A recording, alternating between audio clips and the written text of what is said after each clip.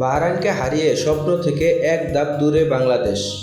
AFC অনূর্ধ্ব-17 Asian cup 2026-এর মূল পর্বে খেলার স্বপ্ন থেকে বাংলাদেশ এক ম্যাচ দূরে। আজ বাহরাইনকে 2-1 গোলে হারিয়ে লাল সবুজদের কিশোররা বাঁচিয়ে রেখেছে মূল পর্বের খেলার আশা। এশিয়ান কাপে বাছাই পর্বে টানা 4 জয় তুলে নিল বাংলাদেশ। এ গ্রুপ থেকে স্বাগতিক চীন এবং বাংলাদেশের প্রতিদ্বন্দ্বী। তারাও 3 ম্যাচ খেলে জয় পেয়েছে 3টিতে।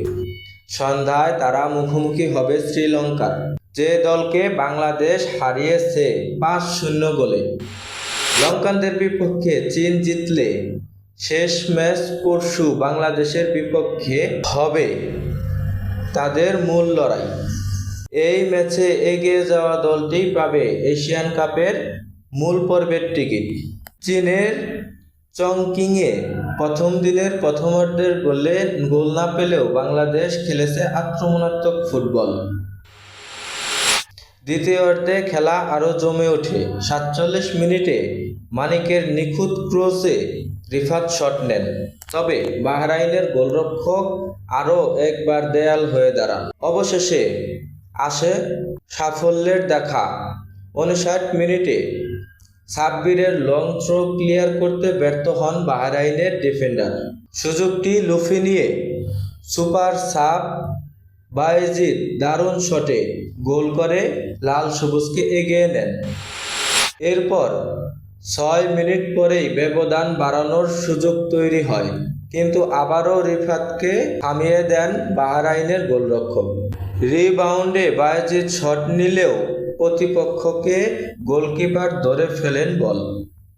68 মিনিটে রিফাতের শট ফিরিয়ে দেন বাহরাইনের গোলরক্ষক, কিন্তু 72 মিনিটে আর পারেননি।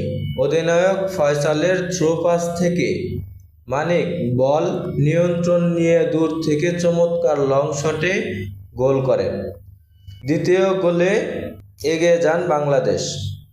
85 মিনিটে এক গোল শোধ করে ম্যাচ ফেরার চেষ্টা করেন বাহরাইন, কিন্তু শেষ পর্যন্ত প্রতিপক্ষকে আর সুযোগ দেননি বাংলাদেশের কিশোররা। চলেন এখন দেখে আসি পয়েন্ট টেবিল।